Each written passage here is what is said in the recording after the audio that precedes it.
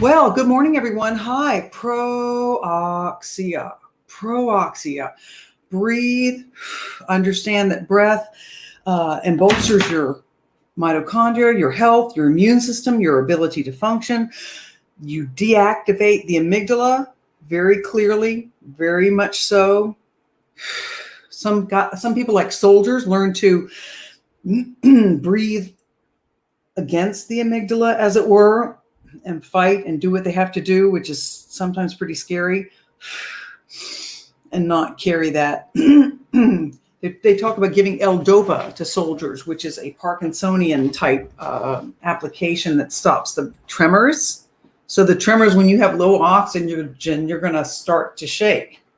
And you add L-Dopa, and that kind of enables the shaking to stop. And it's, so the brain has no feeling, gets it all through the body. So if there's, things that you see that activate the amygdala, my tarantula example. I hope I never see one in here.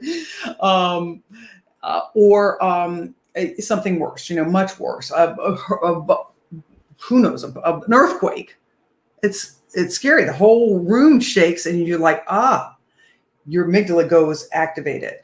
So, and we stop and wait to see and analyze what's going on. So to overcome that, it's a very strong system. It activates immediately. A fire engine roars by or a siren. Whew, we respond to it, even given the examples. My neck is stiffer. Long neck, loose neck. My jaw clenches, loose jaw. All these endocrine glands are sublingual, submandibular, lacrimal, anterior pituitary, and where's that other spot? Oh, and the choroid plexus, the whole system. And guess what happens when patients are given manganese, mangafluorapir, which is used to create contrast, to see what's going on in the brain. Manganese. Those are the places manganese goes to. What does that mean? Manganese doesn't localize in the frontal lobe, doesn't localize anywhere else, but in those areas. This is a study that's just recently out, 2019. I study manganese. When you hold your breath, the mitochondria shoot out manganese. They hang on to the calcium, which is good for us when we're exercising. Oh yeah, calcium, man, calcium. Woo! Calcium. That is the feel-good, enabler. That's the oxytocin enabler. Now, I don't know exactly about that, but oxytocin is the feel-good thing. Dopamine is the feel-good thing. Neurotransmitter, biosubstrate, chemical neurotransmitter. Oxygen enables those things to kind of roll and flow. And oh my goodness, the piano plays so good. I'm playing tennis really well here. Yeah, Mo. Whew. You're not going to play tennis well on an deoxygenated system. The system collapses pretty quickly. It senses it as a threat to the system. Low oxygen is a threat to the system. Low oxygen is a threat to our gajillion mitochondria and their colonies that are in each cell. It's a threat. Why? They eat oxygen and they spew out ATP fuel so that everybody's happy. We're happy. They host us in that regard. So PROoxia, staying oxygenated, keeps us evolving, functional, growth, all the good things, all the DNA God, I call it. The DNA is fueled and enabled to unpack over the course of a human lifespan. Yes. So we have to trust breath. Well, okay, I'm new to this. How do I deal with this? I'm new. Well, we do the mechanical breathe. We have the long neck. It's really important that when you're doing stuff and you don't lock your jaw. If you're locking your jaw, just keep working on that. Blah, blah, blah, blah. Build it if you have to. A bite plate, some people do. I need to probably get another one of those myself. My dog chewed any number of things. Cut down on the coffee. Gee, I'll put that on my list too. Other things that, think twice before you go out and drive in traffic. That's where my jaw locks up. Go to the grocery store, plan it, and get in there and get out. My jaw locks up at the grocery store. I don't know about you, but there are places where the jaw locks up. And so that's not a good sign. And what's in that jaw? The submandibular, and the sublingual. Big, the main lymphatic issues. So you lock that up, you're locking up everything in the area. So to keep that loose. And long neck, loose jaw, loose shoulders. Oh my goodness. How do we make a breath happen? We lift those shoulders because the lungs go all the way up to your shoulders. And if that's the quickest, when we see something we're scared, that's the minimal to instruct the destruction of pathways so that we survive. We cut out everything else but survive. And that's a fear breath, right? Tiger. Survive the tiger, everything else goes. Because if I don't survive, nothing else stays. But now we have a different evolution. So I said the other day that my brain says when I'm oxygenated, you know what it says to me? It's taken years to do this. As long as it took me to get low oxygen, fear-driven, is as long as it's going to take me to get PROoxic, reoxygenated. And it's a form of faith because we're letting evolution take its course. We don't know where evolution is going to take us. That's the scary part. But, if we stay oxygenated, it'll take us. Kind of on a magic carpet ride is the beauty of it. So I said the other day, my brain says, don't you worry about a thing, not a thing. Don't you worry about it, is what my brain says. You're going to make that 50-minute film. Actually, I made 2 in the last month. They've been both fun and good. I don't worry about a thing. I just, And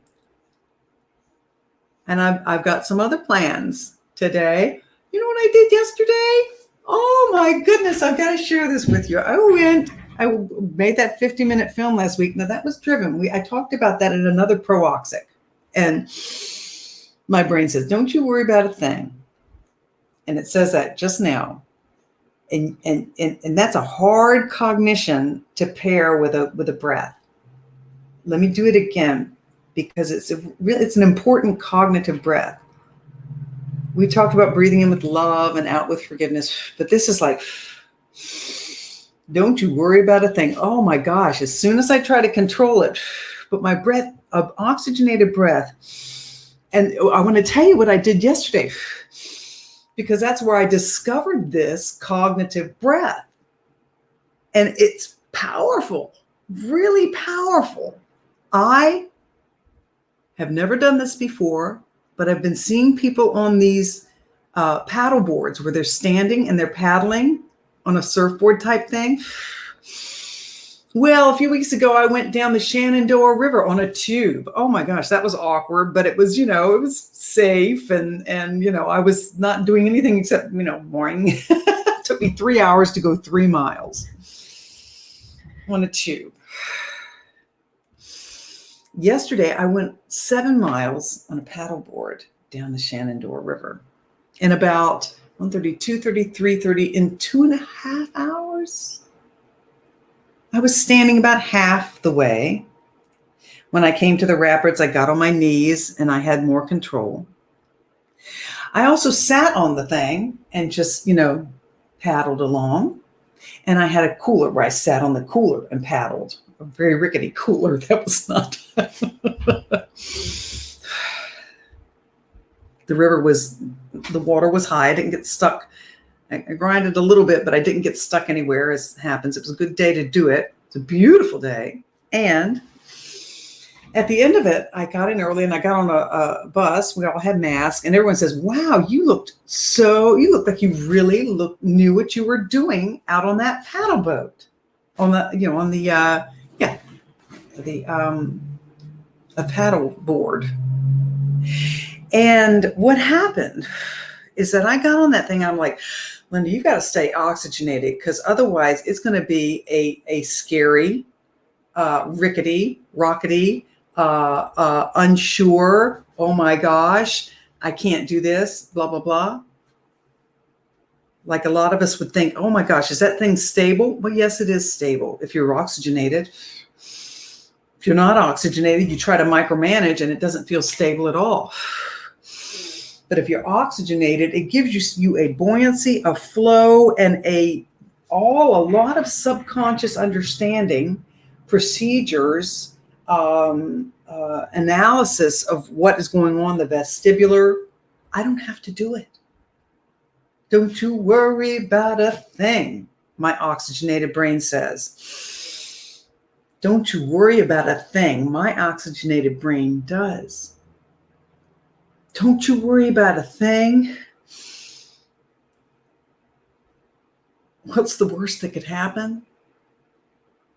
I mean, you can always pretty much stand up in the Shenandoah River and there are people all around. Nothing's going to happen.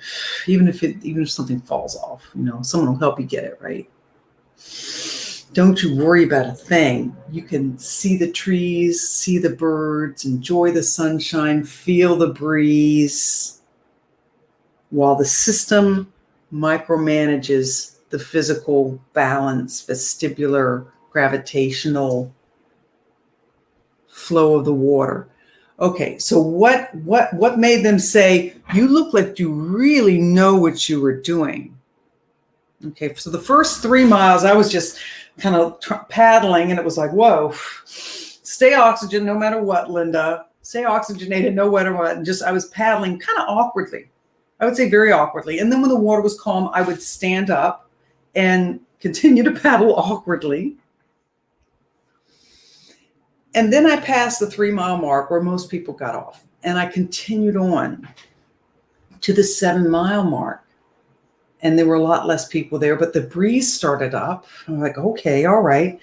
I'm not going to fall off. It's okay. And there were people, few people, much fewer people, but, it just, I had taken off my life jacket and helmet. I don't advise you do that, but, I'm a good swimmer. But, and so what I did was I started, the paddling started taking a course of its own, right? And I thought, well, how do those gondola people do it? And I had heard that you can some of the paddling, you can turn the paddle a little bit. Well, what happened? And I don't know how to let's get an example by this thing. So here was the thing. So I'd paddle it and I would turn it in to keep the board stabilized. And then I would come up and I would turn it again. So I was doing if you see, so a downward to get the propulsion, propel the thing, stabilize the thing, turn it around, bring it up, propel. And they were saying on the bus, how you look, and I had completely stabilized this, just paddling on one side. Now, my brain figured it out for me. A little bit of past, I had heard that, you can kind of scull the thing, because I was like going, I paddle this way and I go this direction. I paddle that way, I go that direction. This direction, that direction. How to stabilize this thing and make it, easy. And that's what happened. And did I do it? At first I thought, can I stabilize this thing by turning it a little bit? And I did stabilize a little bit with micromanagement. But then once I let it go and just kept my vision on where I was going, the brain did it for me. The brain did it for me. And that's the lesson of PROoxia, ULTRAoxia. That could be I think, what was the one? Epioxic, optoxic, OLTRAoxia. I channeled my inner Pocahontas, I said to the guys on the boat, and they laughed. OLTRAoxia, that I just look at the thing and my brain will do that for me. My brain figured out that 360 thing for me. And that thing just went boom, boom, boom, boom, boom, boom, boom. So much so that people thought I had total control of this pedal board. So that was on mile like 6 to 7. And 4 to 5 and 6 was pretty good. It was like the wind got involved. It was fascinating journey. Fascinating. OLTRAoxia. PROoxia to begin. ULTRAoxia. And then I was really starting to enjoy it and get everything. And then towards the last end, I was OLTRAoxia, where I was just looking ahead and saying, I am just totally enjoying it. And this thing is paddling itself.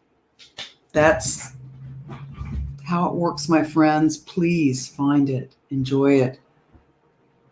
Don't hurt yourself, don't get too confident, be aware, it doesn't mean you're not aware.